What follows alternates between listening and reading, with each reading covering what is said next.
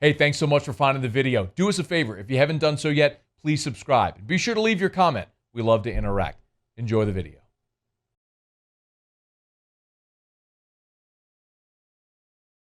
So Sean Payton met with the media via teleconference on Monday to recap what was a bitterly disappointing day in Philadelphia as the Saints lose. Their 9-game winning streak snapped. Saints went to Philly with an opportunity against a 3-8-1 football team to win and clinch the NFC South for the fourth consecutive year and maintain their hold atop the NFC as the number one seed. All of that fumbled away on a bitterly disappointing day in Philadelphia. Sean Payton, when he met with the media via teleconference, clarified, saying he didn't think the team was unprepared. It was just something else. Listen to what I'm saying. All right, I didn't say the team ever wasn't prepared. I said, man, we looked flat.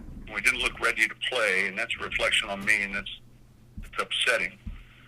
And so I've got to do a better job of making sure. I don't think we played well in any phase. I'm watching it again right now. Offensively, it's sloppy. Screens, the nakeds, the run game, it looks awful. And defensively, they're still running. You know, the quarterback's outside the pocket. All the things we didn't want to allow happen in that game. We can't kick a field goal early in the game, 2 weeks in a row. That's a problem. So that's where we start. Look, you can tell, I told you, Sean was salty today. He's not naive. He knows what was lost yesterday. We've talked about it all year. This is a team whose goal is win the Super Bowl. That's it. You have a singular goal this year. It's not get better. It's not make the playoffs. It's not win the division. It's not improve for next year. It's win the Super Bowl.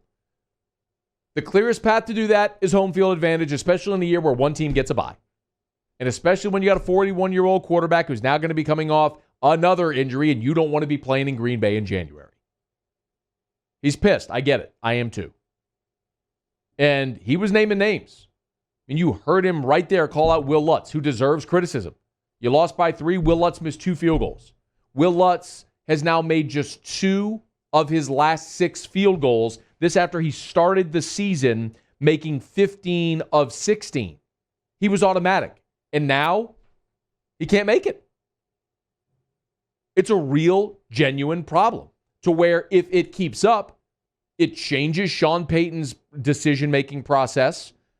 Look at the end of the game. You got 4th and 2 from the 42. You could line up for a 57-yard field goal with 9 minutes to play that could tie the game. Instead, he goes for it on 4th and 2 and tries to go for a deep shot. Taysom Hill gets sacked and fumbles. It changes the game. Yes, Will Lutz deserves criticism. A lot of people do. So does Andrews Pete, who was not good yesterday. And Sean Payton called him out by name today. Listen, Pete's got to play better. He's got to play better. I don't think any one of them played particularly great. But we'll keep working here. I mean, the first drive of the game, Andrews Pete missed a block that, I mean, they spot shattered it on the Fox broadcast. I mean, Camaro would have still been running. Pete missed a block. That's just one, but one of many. I mean, for a guy that's started 75 games for you, for a guy that this last offseason you invested, what was this contract they invested? I mean, I wrote it down. I can't find it, whatever. Yeah, I mean, guys, they're paying him like $12 million a year. Paying him over $50 million in this contract. To be that bad?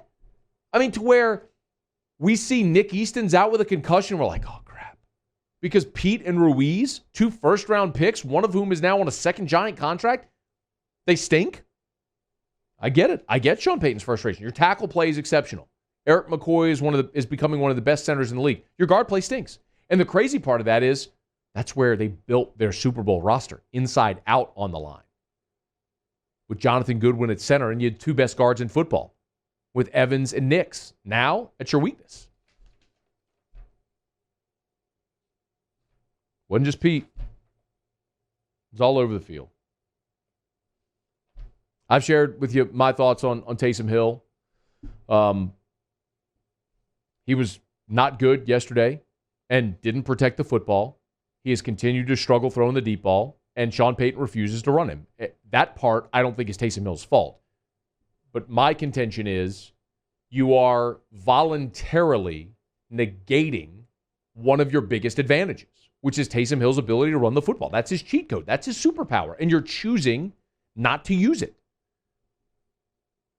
Sean was asked, 7, please. Sean was asked, can you get more with Taysom running the ball? Yeah, and a lot of it is the look you're getting.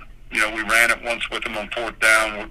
We're caught short. A lot of it depends on what type of defense we're getting and what we're willing to run.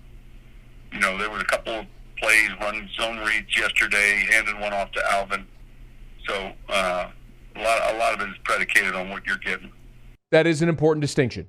A lot of times we don't know what the play call is. Like you mentioned, it was a zone read. Could have been Taysom running the ball. He gave it to Alvin. That was the look they got. I'd like to see more design run, though. Spread it out. Power play up the middle. When you got a hat on a hat, let your guy make a play.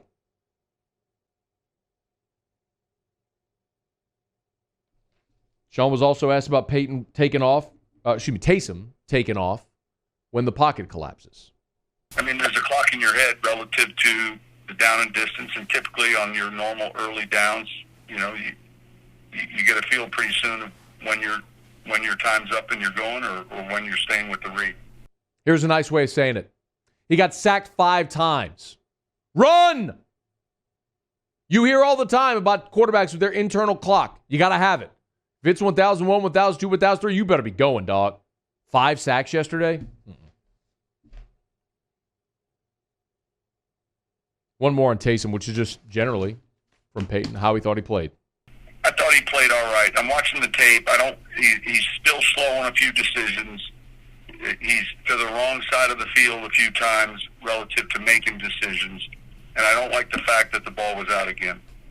The screen pass I'm watching right now needs to be out quicker with a little bit less velocity, a little bit easier as they're rushing. There's a blitz he's faced with, back up and just dump it off to the running back.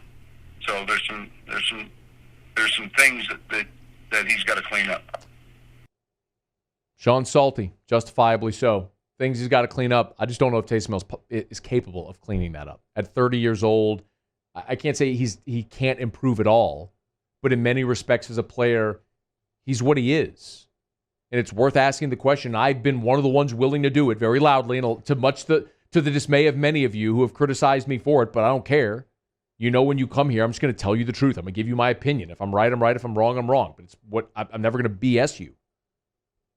You're wasting an opportunity to develop a potentially young quarterback that could be your guy for the next decade plus on this experiment. And the part that Sean mentioned there, which he slid in, which I didn't like the fact that the ball was on the ground again. Talking about Taysom Hill's fumble. That is 10 fumbles on the year now. 10. I want to put that into perspective. The Saints' record for most fumbles in a season belongs to Aaron Brooks. Aaron Brooks and Taysom Hill. Combine those two, you get Aaron Hill.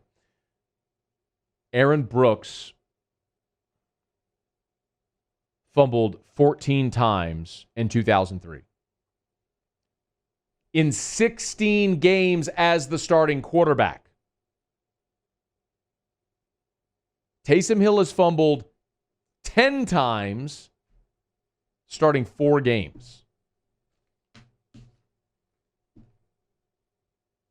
Any other player in the league, any other running back who is that casual and careless with the football, you do not have a job. You cannot do that in this league. You cannot give away possessions. And he does it every week. Doesn't protect the ball. Thought about it. Can't throw deep. Sean Payton won't run him. Hey, man, he ran 5 times. Look on the other side where Jalen Hurts ran 18 times. You know why? Because his coach looked at him and said, that kid's basically an NFL running back. He's a pretty good thrower. There were people in college saying Jalen Hurts would be an NFL running back, not a quarterback. So you know what they did? They ran him. And you know what it did? It caused a lot of problems for the best defense in the NFL, a defense that had not allowed a 100-yard rusher since 2017, and that team got 2 of them on the same day because of Jalen Hurts' ability to make a defense stop and think because of his ability to run the football. And you have that. You have a better one. Taysom Hill's a better runner than Jalen Hurts, and Sean refuses to do it.